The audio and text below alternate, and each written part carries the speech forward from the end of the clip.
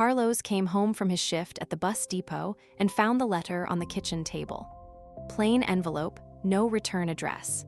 His mother had driven the 2 hours to hand it to him in person, then turned around and driven back without staying for coffee. That was a bad sign. His mother had never driven 2 hours to give him anything.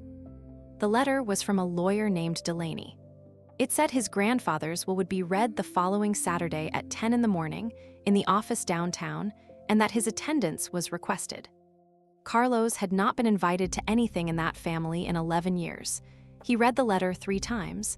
Then he called his brother Grant, who did not answer. He called his mother, who answered, and said one sentence before hanging up. "Be there, and don't be late, and don't make a scene." Saturday came. Carlos put on the only suit he owned, drove 40 minutes to the city, and stood in the hallway of the lawyer's office.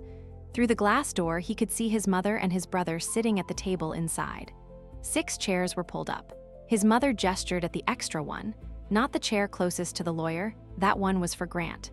The chair closest to the door, the one you sit in when you might have to leave, was for Carlos. He sat. The reading lasted 40 minutes. Mr. Delaney read it dry and fast, the way lawyers do, and when he got to the part about the orchard, Carlos stopped breathing. The land, the farmhouse, the barn, the equipment, all of it to Grant. To Carlos, $40,000 and nothing else. His mother reached over and squeezed Grant's hand. Grant let out a long breath, the sound of a man who expected something and got it. His mother said, "Good, that's settled then." Carlos sat in the extra chair and said nothing. The words came out of the lawyer's mouth and rearranged the whole world, and nobody in that room even looked at him. He was the one who'd fixed the press every September for 19 years. He was the one who'd balanced the ledger. He was the one who'd driven out in the snow to check on Walter. And none of it was in that will, because the will had been written by a man who didn't believe the one who showed up deserved anything. "Are you okay?" Grant asked him, on the way out. It was the first kind thing Grant had said to him in years, and Carlos couldn't tell if it was real or just the politeness of a man who just won. "Fine," Carlos said. "Congratulations." He drove home. He did not cry. He sat in his kitchen with the $40,000 number in his head and tried to convince himself it didn't matter. He'd been doing that his whole life, convincing himself the small things were enough. The quiet job, the small house, the slow Sunday dinners. And now the one thing that had actually mattered to him, the orchard he'd helped tend for 19 years, was going to his brother, who had never once helped, and who had certainly never read a barometer in his life. His mother called him that night, not to check on him, to give him the list. "Grant is going to need help with the paperwork down at the county," she said. "He doesn't know the land the way you do. I told him you'd handle the deed transfer and the taxes since you're so good with the numbers." Carlos said nothing. "Did you hear me, Carlos?" "I heard you." "You'll be there Tuesday then, 10 in the morning. Grant has an appointment with the county clerk." Carlos looked at the phone. His mother had never once asked him to help Grant before the will. She had never once said Grant was good at the books. Now, the day after the orchard changed hands, Grant needed his help, and Carlos was expected to give it free on a Tuesday work morning, the way he had always given it. "Are you going to answer?" his mother said. "Tuesday's my shift, Mom." "Then move your shift, this matters." Carlos could have said no, he should have said no, but she had raised him to say yes to Grant, and the words came out of him before he could stop them. "I'll be there." He hung up and sat in the dark kitchen. He had just lost the orchard, and his mother's first call to him in a month was to tell him to go do the paperwork for the man who got it. That was how it had always worked. Grant got the place. Carlos took care of it to make up for the fact that Grant didn't know how. Tuesday morning, Carlos moved his shift. He drove down to the county office and sat on a plastic chair while Grant talked to the clerk about streamlining the title. Carlos filled out the transfer forms because Grant didn't know the parcel numbers, because Grant had never once looked at the deed. When it was done, Grant clapped him on the shoulder. "Good man, doesn't this feel like old times?" It did not feel like old times. Old times, Carlos remembered, his grandfather had shaken his hand and thanked him by name. On the way back from the county office, Grant took a detour past the orchard. He pulled over at the gate and looked at the rows. "I'm going to cut the west side down first thing. Timber's worth more than the apples." Carlos felt his stomach drop. The west side is the oldest trees. Walter planted those with his own hands the year after the war. Sentiment, Grant said and waved a hand. You're too close to this place to see it clearly. That's why I'm the one running it now. Carlos said nothing. He watched his brother look at 50 years of his grandfather's work the way a man looks at a stack of lumber. Then Grant drove him home and dropped him off at his small house without another word. That night, Carlos drove out to the orchard alone. He parked at the barn and walked the west rows in the dark, running his hand over the old bark. He found the tree Walter had planted the year Carlos was born. He stood there a long time. I need to show you who Carlos was and who Grant was before this letter existed, because none of this makes sense without it. Carlos worked the afternoon shift at the depot. He fixed the buses that carried old people to the grocery store and to their doctor's appointments. He had done it for 19 years. He lived in a small house 2 streets from his grandfather's orchard, and he drove out there every few days to help with whatever needed doing: a fence, a roof, the old press. His grandfather Walter called him the only one who shows up. Grant was the lawyer one. He lived in the city, wore suits that cost more than Carlos's truck, and came home maybe 3 times a year. His mother talked about Grant constantly. Grant's buying a property, Grant's making partner, Grant's a real success. She said those things at every Sunday dinner, and Carlos passed the salt and said nothing because that was how it always went. The Sunday dinners were a ritual. His mother cooked the same food, sat Grant at her right hand, and asked Carlos to pass things. She introduced Grant to neighbors as her successful son. She introduced Carlos as he works down at the depot, not in management. Not he fixes the buses. Just down at the depot, in the same tone you'd say, he's still figuring things out, even though he was 41 and had figured out exactly what his life was. Carlos did not hate his brother. That's an important thing to understand. He loved Grant in the way you love someone you were raised to be jealous of without ever being allowed to say so. Grant didn't do anything wrong, exactly. He just existed as the thing Carlos was measured against and always came up short. The night before the reading, Carlos could not sleep. He drove out to the orchard because that was where he went when he couldn't sleep. His grandfather's place. 42 acres of apple trees, a farmhouse, and a barn where Walter had kept his books for 50 years. Walter had taught Carlos to read a barometer. He had taught him how to test an apple by the sound it makes when you flick it. He had given Carlos a job years ago during the bad stretch when Carlos lost his first wife and didn't know how to be alone. Walter handed him a ledger and said, "This is how we know if we made money or just made cider. You keep it. You're the one with a head for numbers." Carlos had kept it. Every harvest for 11 years, he came out to the orchard and kept the books. Nobody asked him to. He just did it because it was the one thing in his life that had ever trusted him back. The barn was dark that night. He stood in the doorway and smelled the apples and the wood. He thought about his grandfather, who had been dead for 3 weeks. He had not cried at the funeral because his mother was watching, and crying in front of her never safe anywhere. He held it in, the way he held most things. He had not known about the letter until that morning. He had not known Walter had a will that mentioned him at all. Let me show you the funeral, because it's the part people don't forget. It was small the way Walter wanted. The harvest crew, 2 men from the co-op, the pastor who'd known him 40 years, Carlos and Grant and their mother. Carlos gave the eulogy. He did not have beautiful words. He talked about the press, and the apples, and the barometer, and the way Walter would hand a bottle of his unlabeled brandy to anyone who helped bring in the harvest. He talked about the sound an apple makes when you flick it right. His voice cracked once, and he stopped, and he finished. Grant gave the other eulogy. He used the word legacy 4 times. He said the orchard had potential. Carlos noticed, because nobody in that church would have used that word about a dead man's home. Grant talked about the orchard like it was a business that had just come into his hands, not a place where a man had spent 50 years. At the reception, Carlos overheard Grant talking to a cousin by the coffee urn. Grant was saying he'd already looked into what a property like that could really be worth if someone finally modernized it. Modernized. The word sat in Carlos's stomach like a stone. Ollie Bertrand found him by the coat rack.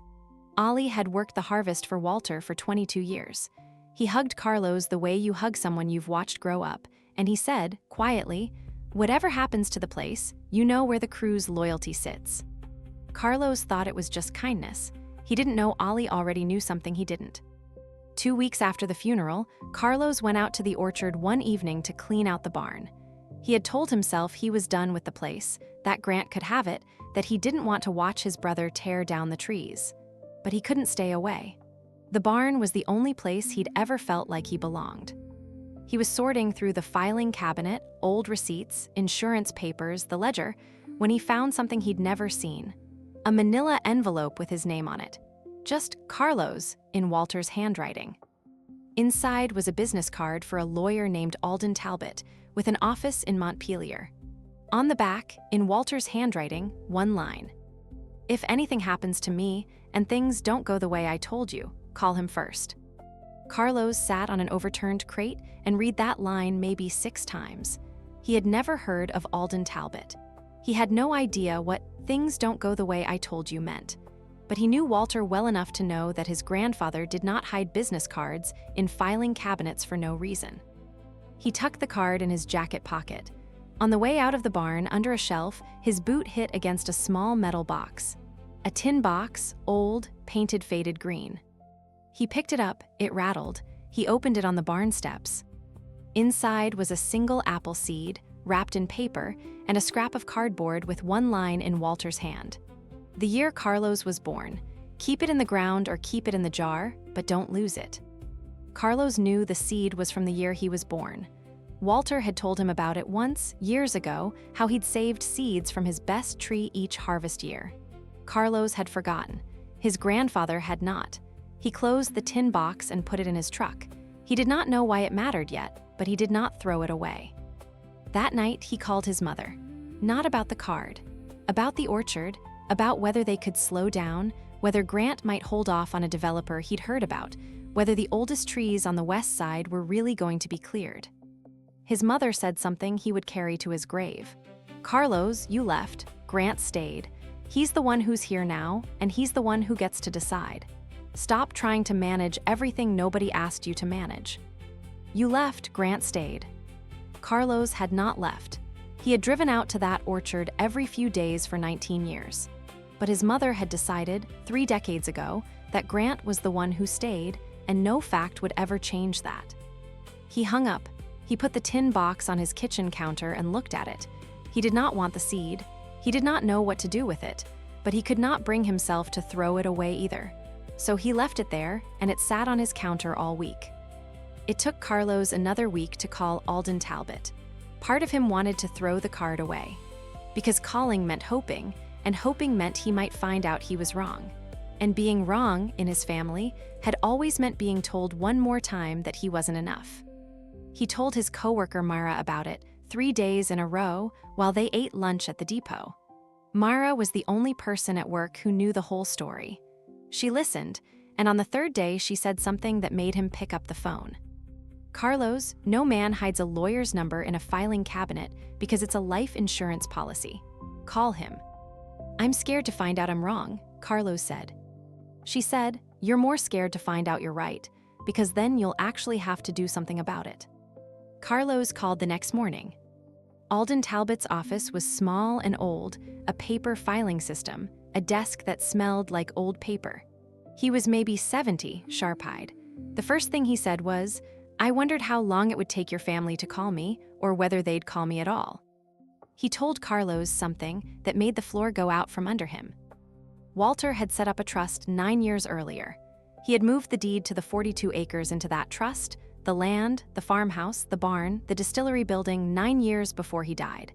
He kept Walter's name on it while he was alive, so nothing changed day to day. But the trust named a successor trustee and sole beneficiary to take effect the moment he died. No will, no probate, no input from anyone. Alden Talbot slid the document across the desk. At the bottom, beside successor trustee and sole beneficiary, was a name. Carlos. 9 years. Walter had been holding it for 9 years. "Why didn't he tell me?" Carlos asked. Alden Talbot read him Walter's answer from his notes. "If I tell him now, his mother will spend whatever time I have left trying to talk him out of it, and Carlos doesn't need to carry that fight while I'm still alive. Let the paper do the talking when I'm gone. Let the paper do the talking when I'm gone. Then Alden Talbot made a call, put it on speaker. A woman's voice came through, rough and warm. Peg Osgood, the co-op board member, Walter's friend of 30 years, the one who'd witnessed the trust. Carlos, Lord, you sound just like him. I signed that paper 9 years ago in Alden's office, and Walter made me swear I wouldn't breathe a word. He said, Carlos is the one who shows up. When I'm gone, the land goes to the one who shows up. I've been waiting 9 years to say that to you. Carlos asked her, because he needed to hear it from someone who wasn't a lawyer, whether Walter had been fair to Grant. Peg was quiet. Walter loved your brother. He just didn't confuse loving somebody with handing them 50 years of his life to gamble with. Carlos walked out of that office with the world turned upside down. He owned the orchard. It had been his for 9 years, and he hadn't known. And the man who'd left it to him, his grandfather, was dead, so the man who'd believed in him most was the one person who'd never get to see what Carlos did with it. The first consequence of the trust came fast, and it was not pleasant. 3 days after he left Alden Talbot's office, a letter arrived at the orchard's mailing address. Grant had not yet moved his mail there. It's still rooted to the barn, so Carlos found it when he went out to check the roof. It was from the county tax office. And it had his name on it. Carlos opened it. The property tax notice for the orchard, addressed to Carlos, successor trustee. Because the trust held the deed, the county was now billing the trustee. The amount was large. It was due in 45 days. Carlos sat in the barn and read it 3 times. He owned the orchard, and he owed money he did not have on a place he had never expected to own. The $40,000 from the will had not come through yet. His savings were thin because he lived on a depot mechanic's pay. He drove to the depot and bought himself a coffee and sat in the break room looking at the notice. Myra found him there. "You look like the roof fell in," she said. Carlos told her about the tax bill. "I own the place, and I can't pay what it costs to keep it. Somebody at the county is going to see my name on that paper before I ever get a chance to tell anyone myself." Myra looked at the number. "You got a buyer already, right? That Marcus fellow." "He wants the brandy. The brandy is in the barrels. The barrels are in the barn. Before I can sell anything, the harvest has to come in, and the harvest is 6 weeks out." "So talk to him," Mara said. "A man who wants next year's brandy will pay this year's taxes to keep the orchard standing. That's how business works." Carlos thought about it. He did not want to ask Marcus for anything before he had even told him the ownership had changed. Coming to Marcus with his hand out, that felt like showing up as the poor relation again. But the bill was real. The date was real. That night, Carlos called Marcus Hale. Marcus answered on the second ring, and he was all business before Carlos got 2 sentences out. "I hear you've got an ownership question," Marcus said. "Half of Boston is buzzing about that trust. You've got the county records going public next week. You know that, right?" Carlos knew. The lawyer had told him. "I've got a tax bill I have to clear in 45 days. I wasn't going to ask you for money." "You just did," Marcus said flatly. Carlos gripped the phone. "I meant the brandy. If you're still buying, I can pay the bill from the proceeds. I just need a signed agreement this week instead of after the harvest." There was a long silence on the line. Carlos braced for the no, for the laugh, for Marcus to say, "I'm not in the business of bailing out a man who can't even keep a deed in order." Instead, Marcus said, "You've got the numbers, right? The books Walter kept." "Yes." "Send me the harvest numbers for the last 5 years and the barrel inventory. If they look the way I remember them, I'll draw up the 2-year purchase and advance you the tax money against it. On one condition." Carlos waited. "When I come up there to sign," Marcus said, "you walk me through the orchard yourself. Not your brother, not your mother. I don't do business with a man who hides behind his family." Carlos felt something loosen in his chest. "I'll walk you through every row." "Good, send the numbers tomorrow." Carlos hung up. He did not have a contract yet. He did not have the money yet. But he had a man on the line who was treating him, for the first time in a month, like an owner. That was worth something. He went home and pulled the ledger out of his truck, and he sent Marcus the harvest records before midnight. The county record of the trust went public on a Wednesday.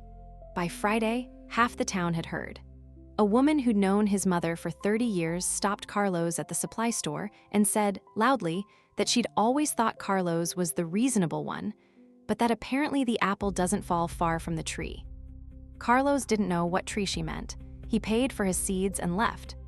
Grant's contractor, the local man paid to mark out the West Rows for a survey, drove up to the orchard that weekend.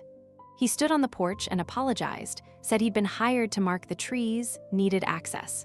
Carlos told him, as gently as he could, that the West Rows weren't being marked, that the deal had fallen through.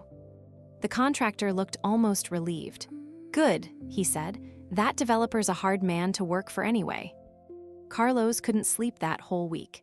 He lay awake at night going over the conversation he'd have to have, the words he'd have to say, the brother he'd have to disappoint. Grant had already signed a letter of intent with a developer named Cal Aldis. Grant had already spent money he didn't have on a plan that was about to collapse. And Carlos had to be the one to tell him. It was Ollie Bertrand who came to the depot that week, and Ollie was the first person to believe him without being told. Ollie found Carlos in the break room at lunch.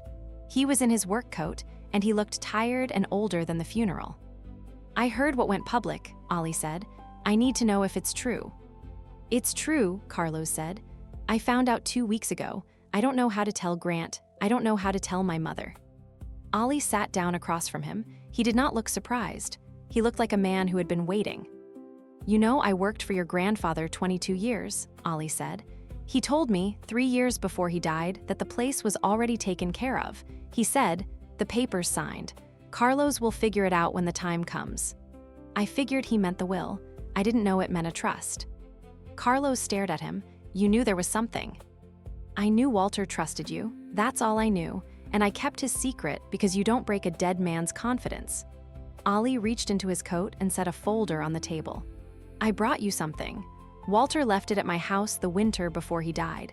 He said if anything ever went sideways, I should hand it to you myself. Carlos opened the folder. Inside was a single sheet of paper, handwritten, dated 3 years back. Walter's handwriting in his shaky late years. It was a note about the West Rows. 6 pages, no, 1 page, listing the exact trees Walter had planted by hand, the year of each, the variety. It ended with a line. These are the oldest. If anyone ever tells you to cut the west side, you tell them I planted the first one the year after the war, and I didn't plant it to be timber. Carlos read it twice.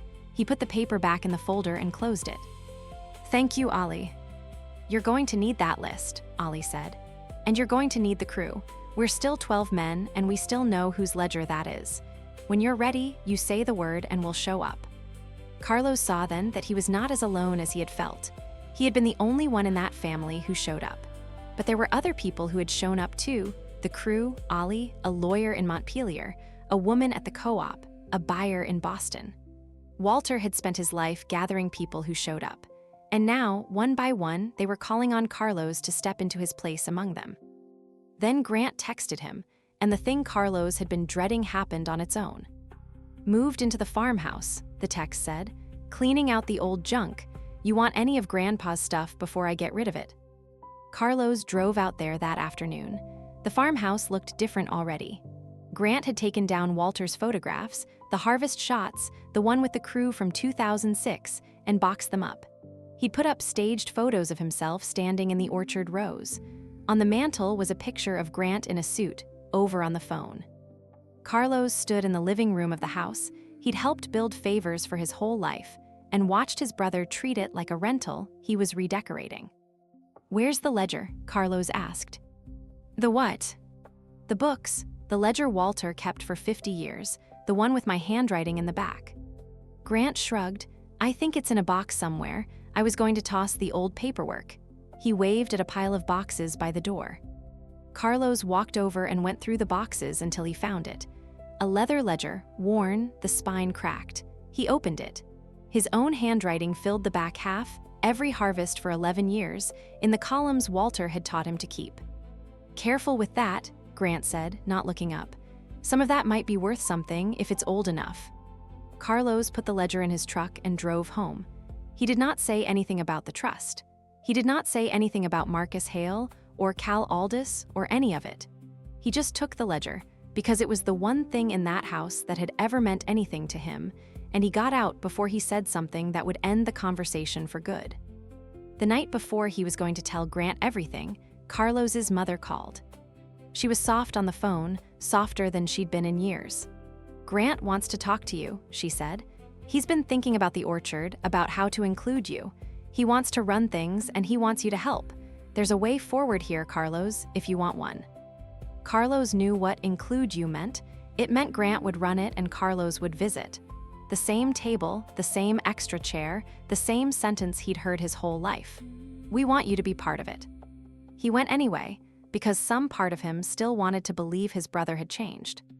Grant met him at a diner off Route 7, the same one Walter used to take Carlos to for pie after the harvest.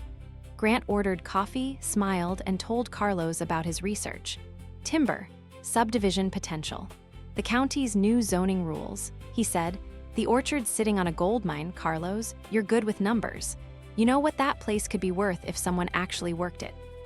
Carlos sat across from his brother and listened to a man describe the place he'd helped tend for 19 years as an asset Grant had just discovered. Grant didn't ask about the brandy. He didn't ask about the ledger. He asked Carlos to help him calculate the exit value if they sold to a developer. "Grant," Carlos said, "Walter spent 50 years building an orchard, not an exit." Grant laughed, but it wasn't kind. "That's my point. You're too sentimental. Nobody watches the trees. They watch what the land produces." Carlos slid out of the booth and paid for his own pie.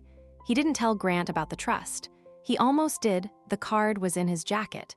But he saw the look on Grant's face, the certainty that he'd already won, and he understood the truth wouldn't reach him. It would just make him angrier. So Carlos thanked him for the coffee and left. That night, Grant did not go home. He drove out to the orchard instead, wound up standing in the dark rows, and called Carlos from the edge of the west side. Carlos nearly didn't answer. But Grant had never called him this late before, and something in his voice made Carlos pick up. "Are you gonna come out here?" Grant said. His voice was loose, careless, the way it got after he'd had a few. "It's late, Grant." Walter planted all of this himself, didn't he? Carlos was quiet. He had just walked those rows with the list Ollie gave him. "Yeah, every one of the west side." "I never knew that," Grant said. "I never once thought about how that place got here. I just saw the land and the house and what it could be worth.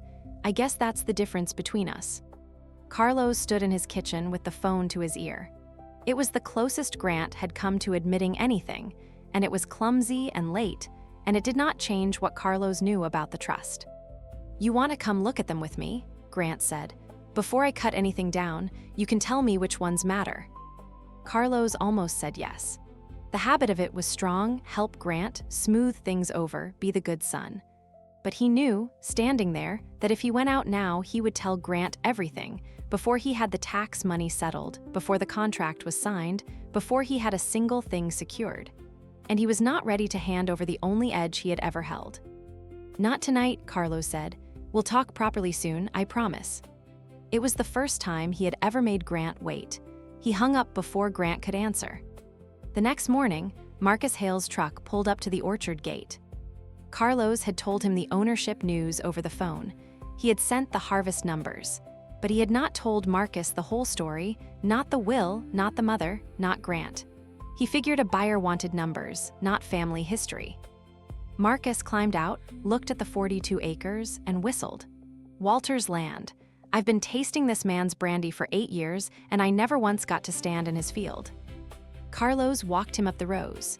When they got to the still in the barn, Marcus ran his hand over the copper and went quiet for a long time. "This is the last one," Marcus said, soft. "The last real independent apple brandy in New England. I've been chasing a bottle like this for years." Then they got down to the paperwork. Marcus pulled out the 2-year purchase agreement and slid it across the barrel. "Sign it, and I'll wire the tax advance by Friday." Carlos read it carefully. The numbers were fair, fairer than he had expected. He picked up the pen. "One thing you should know before you sign," Marcus added.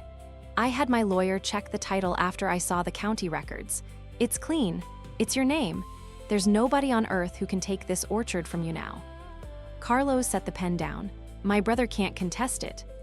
"Your brother never signed anything but a letter of intent with a developer. That developer checks the deed just like I did. He's not going to fund a fight he can't win. The land is yours, clean and clear, and it's been yours for 9 years." Carlos looked at the paper with his name waiting at the bottom. He reached for the pen again, and this time he signed it. "Good," Marcus said and shook his hand. "Welcome to the business, owner." Carlos said nothing on the drive home. He kept his hands on the wheel and worked to keep himself steady. He had a buyer. He had money coming. He had a piece of paper that said the orchard was his and no man could take it. He pulled into his driveway, sat there a long moment, and then reached into his truck and pulled out the tin box. He opened it on the seat. The seed was still there, still wrapped in its paper. He closed it again and put it on the counter when he went inside. Then the confrontation came the way things always come when you stop running from them, all at once. Cal Aldis called the farmhouse and left a voicemail, which Grant accidentally forwarded to the whole family, thinking he was answering his own lawyer. Cal said he'd seen the title changed and wanted to know who the real owner was now. Carlos's mother called him that night, for the first time since the will reading. "Cal Aldis is asking who owns the orchard," she said. "What is he talking about?" Carlos took a breath. "Walter set up a trust 9 years ago. It names me as the successor. Grant never owned it, Mom. Cal's survey crew isn't coming out." The line was quiet a long time. "When were you going to tell me?" she asked. "I'm telling you now," Carlos said, "before you heard it from a lawyer's letter." She hung up without saying goodbye, but she'd called him, which she hadn't done in years. She was angry, but she wasn't pretending anymore. Grant came to the farmhouse the next afternoon. Carlos was surprised. Grant almost never left the city during a work week. But there he was, standing on the porch with his phone in his hand, holding the voicemail up like evidence. "You want to explain this," Grant said. "I was going to tell you last week," Carlos said. "You were going to cut down the West Rows. I had to settle the deed and the taxes first." "The deed?" Grant said the word like it burned. "So you knew, you've known for weeks, and you let me sign a letter of intent with Cal Aldis. You let me move into the farmhouse. You let me tell the whole town I was going to run it." "I didn't decide this, Grant. Walter decided it 9 years ago." "That's the part I can't get past," Grant said. "You knew, and you sat there at that diner and let me talk about exit value. You watched me make a fool of myself." Carlos looked at his brother. "I sat there, and you never once asked about the brandy, or the ledger, or the West Rows. You never once asked what the place was. You asked how much it was worth to tear down. Why would I hand you the orchard so you could finish what the developer started?" Grant was quiet. The anger was still there, but something else was working behind it. "So what now?" Grant said. "You're the owner, I'm out." "You're out of the farmhouse. I gave you 4 weeks." Carlos paused. "The row of trees you told me you wanted to walk with me, those are staying. The crew is staying. The brandy's sold for 2 years. The orchard has a future, Grant. It just doesn't have you running it toward the ground." Grant stood there a long time, holding the phone. Then he turned and walked back to his truck, and he drove away without another word. Carlos watched him go. It was the hardest conversation he had ever had, and it was not a victory he felt like celebrating. It was just a weight he had finally put down. Grant called 11 times in the next 2 days. Carlos let most of them ring. When he finally picked up, Grant was furious, then hurt, then scared, in that order. "You could have told me before you filed anything," Grant said. "I found out the way you did," Carlos said. "From the paper, and I told you as soon as I understood it. So what? I just move out. 20 years of this family, and Grandpa leaves the whole thing to the one who stayed and fixed the press." "How many times did you come out here as an adult, Grant?" Carlos asked. "Before the funeral, just to see it." Grant was quiet a long time. Then he said, "I don't even know what I would have done with it. I just knew I was supposed to want it." Carlos let it sit there. He gave Grant 4 weeks to move out of the farmhouse. The 4 weeks were not clean. Grant did not pack his boxes and leave quietly. He had told half the county he was the owner, and now he had to walk that back. He stopped answering calls from Cal Aldis. He stopped answering anyone. Carlos gave him the full 4 weeks. Then, on the last day, he drove out to the farmhouse. The door was open. Most of the boxes were gone. Grant was sitting on the front step with a beer in his hand, watching the West Rose. "You're late," Grant said. "You had until today." "I know," Grant set the beer down. "I was waiting to see if you'd come do it for me. Throw me out, make it easy. That's what you've always done, clean up what I can't finish." Carlos stood on the step and looked at his brother. It was the closest to honest that Grant had been in his life. "Cleaning up after you isn't the same as throwing you out," Carlos said. "I'm not here to watch you leave. I'm here to tell you what happens next." Grant looked up. "What happens next?" "The harvest starts in 2 weeks. The brandy is sold. This year, if you want to be part of this place, you come here and you work it, not run it, work it. Pick apples, fix the press, keep the books. And when you've done that for a season, you'll know what the land actually is." Grant was silent a long time. "You're offering me a job." "I'm offering you a way to know what my grandfather built," Carlos said. "Take it or don't, but the farmhouse needs to be empty by tonight either way." He left Grant sitting on the step. He did not drive straight home. He drove down to the county office and picked up the papers for the harvest crew registration, because for the first time in his life, the orchard had a legal owner, and that owner's name was his. He filled out the forms at the kitchen table that night, and he didn't know if Grant would take the job. All he knew was that the offer was real and that he had meant every word. That fall, Carlos signed the contract with Marcus Hale. He walked Marcus through the orchard in mud boots, showed him the still Walter built, the barrels in the barn, made him taste the brandy. Marcus did what professionals do when something is actually good. His whole face changed. "Where's the owner?" Marcus asked. "The owner's the man who built this still," Carlos said. "He died in March. I'm his grandson and I keep the books." Marcus read the page with Carlos's name on it. He looked at it a long time. Then he said, "A man I trust told me this was the last great independent apple brandy in New England. I've now met the person who keeps the numbers. That's enough." He slid the 2-year contract across the barrel. Carlos signed, the same name that was on the trust, and a stranger looked at a lifetime of showing up and said, "That's enough." The harvest came in that fall, and it was the best one since Walter died. The crew stayed, every one of them, because Ollie Bertrand packed the shed with a signed statement from all 12 men saying they'd work the orchard under Carlos's name, the same one that had kept the books. Carlos was up at 4 in the morning every day. He rebuilt the press twice in 3 days. He worked the bin line until his shoulders screamed. It was not romantic. It was the hardest work he had ever done. And every night he fell into bed smelling of cider and sap and wood smoke, and he knew, bone deep, that this was the life he'd been working toward for 19 years. The first week of that harvest, Carlos learned what it meant to be the one in charge. It was not the way Grant had imagined it, sitting at a desk telling people what to do. It was hard, and it was in his hands, and it never stopped. On the 3rd day, the good press, the big one Walter had bobbied for 20 years, jammed up in the middle of the first run. The crew was loading the bins. The whole morning's pick was sitting in the cold room, and if the press wasn't running by noon, the apples would start to soften. Carlos looked at it the way he'd look at a bus with a seized bearing. He got under it with a wrench before he even took his coat off. "Boss, you want me to call a mechanic?" one of the young men hollered. "No," Carlos said, "I am the mechanic." He worked on it for 3 hours. The crew kept picking. When he got the press running again and the first juice started to flow into the barrel line, Ollie walked over and clapped him on the shoulder. 11 years, I watched your grandfather do the same thing with that press," Ollie said. "Same coat, same swear words, you're his." Carlos did not take it as a nice compliment. He took it as the report he had to carry now. He went back to the bin line, and for the first time in his life, the thing he was carrying was his own. That same week, Carlos had to make the first hard call. 2 of the older crew men came to him in the barn. The co-op had offered them more money for the last 3 weeks of the season, and they wanted to leave early. It wasn't a big betrayal, it was business.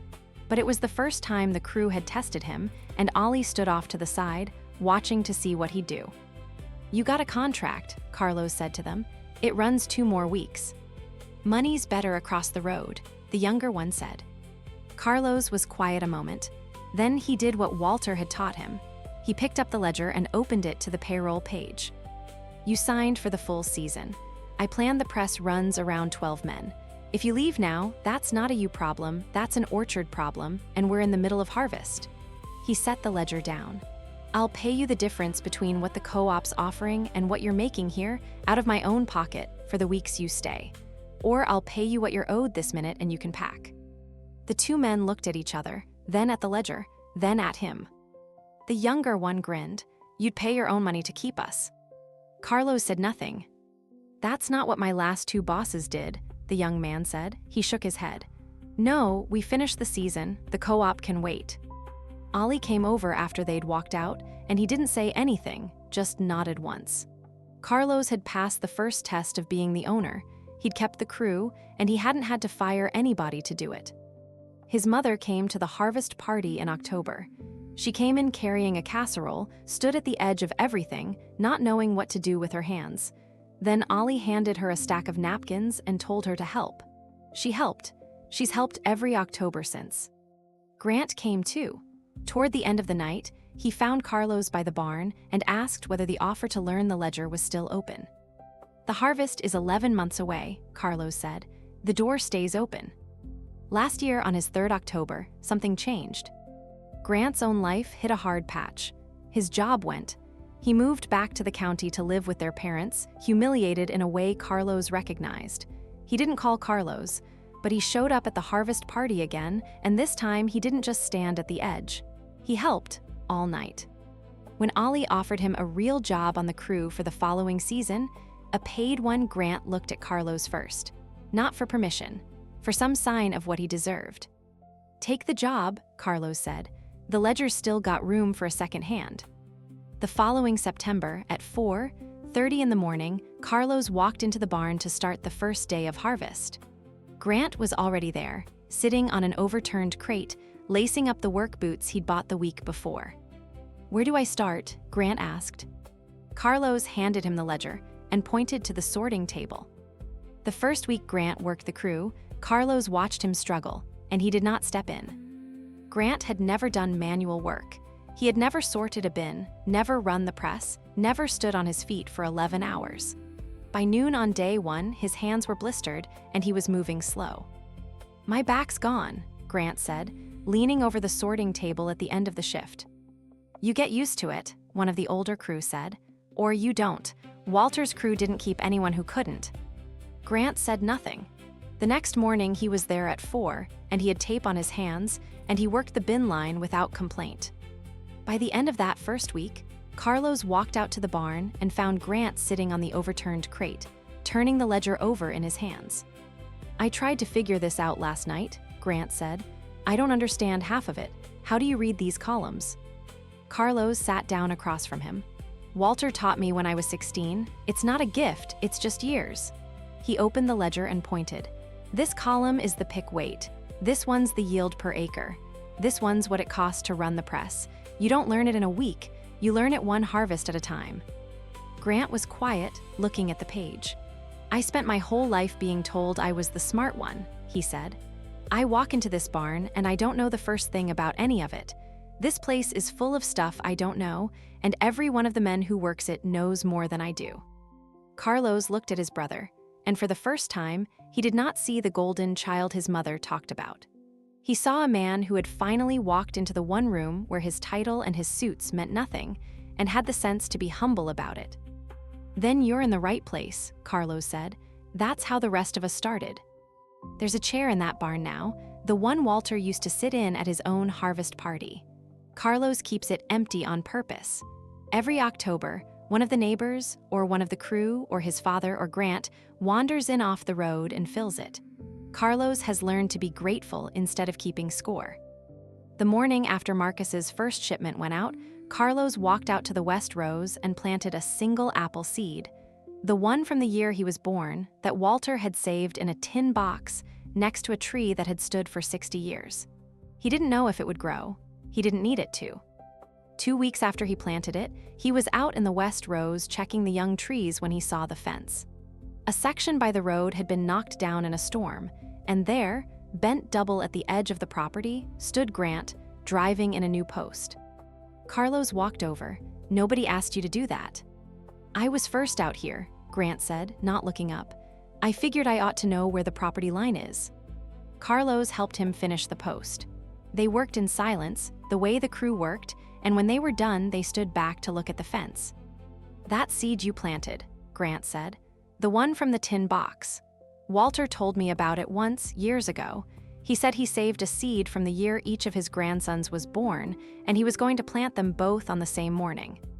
Carlos went still. "His plan," Grant went on, "was to plant mine on the morning I came home for good. He said a tree plants when you're ready to stay." Grant looked down. "He planted your seed the morning after the trust went through. I never knew if he meant to plant mine too, or if he just ran out of mornings." Carlos stood there with the hammer in his hand. It was the first time either brother had said the words out loud, that Walter had given the land to the one who stayed, and that Grant, in his way, had finally come home. "There's room for another tree," Carlos said. "We'll plant yours together next spring." Grant nodded. He didn't say thank you. He didn't have to. The two of them walked back toward the barn, where the ledger and the crew and the first pressing of the year were waiting. "I'm not going to tell you everything is fixed, because it isn't. Carlos and his mother don't have the relationship she has with Grant, and maybe they never will. But some wounds, the barn remembers better than the people." If this story meant something to you, tell me in the comments where you're watching from. And if you haven't yet, subscribe. There's a new story like this one every week. Thank you for spending this time with me. I'll see you in the next one.